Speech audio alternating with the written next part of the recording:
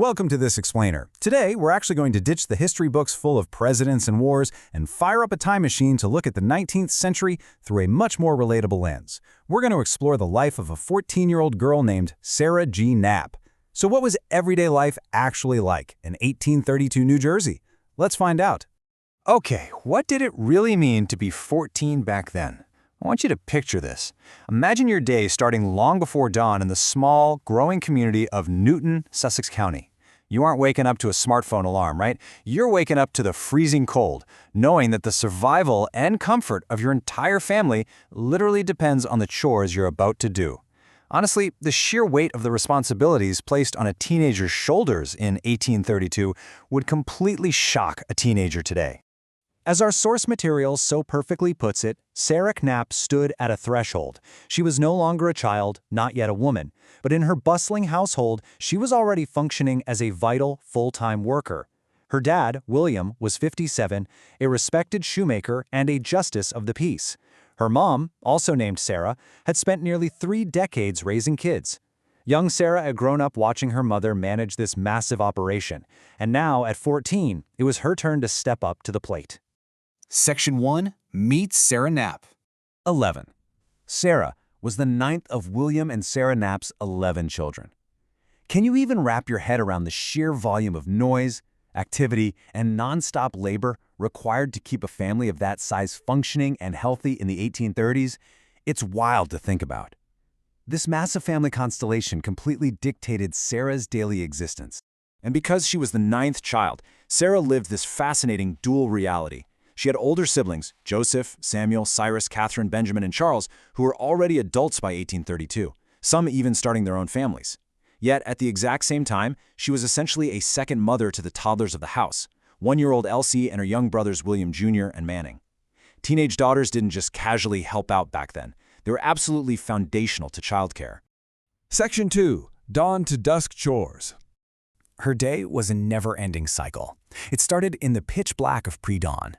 And let me tell you, rekindling the fire was a daily survival task, not an option you could just hit snooze on.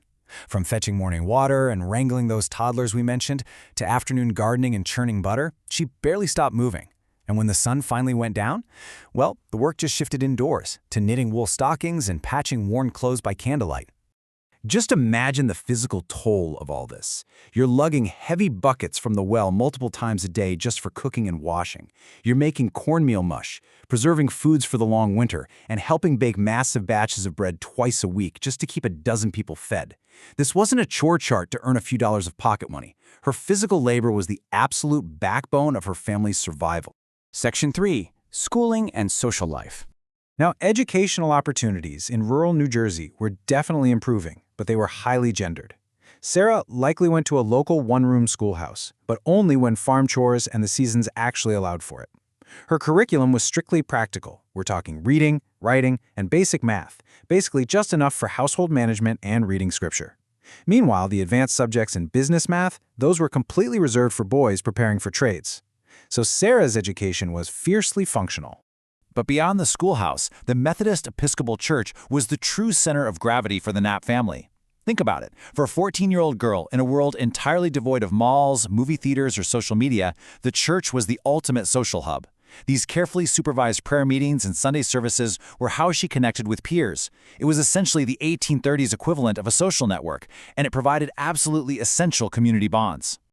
Section 4. Fun in 1832. So, what did they do for fun? Entertainment was deeply domestic and community-focused. Picture evening time around the hearth, listening to her father or older siblings read aloud from the Sussex Register newspaper. There was a lot of family singing, belting out church hymns together which required no special equipment and everyone could join in.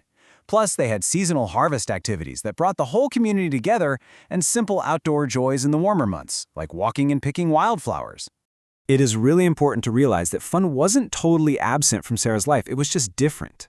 Even within these strict historical constraints, Sarah absolutely found moments of genuine joy, laughter, and youthful company. She had friends, she definitely had inside jokes with her siblings, and she found profound satisfaction in a community deeply rooted in everyday connection. Section 5. Looking to the future. 26. That is how old Sarah would be when she finally married David Oppel in 1844.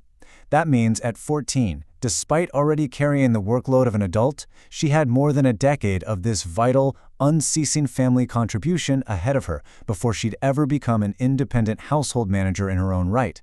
She was right on the cusp of her teenage years, quietly and purposefully following the expected patterns of her time.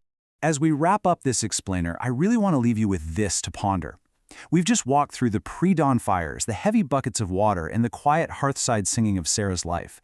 When you consider her incredible daily contributions to her family's sheer survival, how differently do we define what it means to be a teenager today? What have we gained in the last 2 centuries, and what, perhaps, have we lost? Think about that the next time you just flick on a light switch. Thanks so much for joining me on this journey into the past.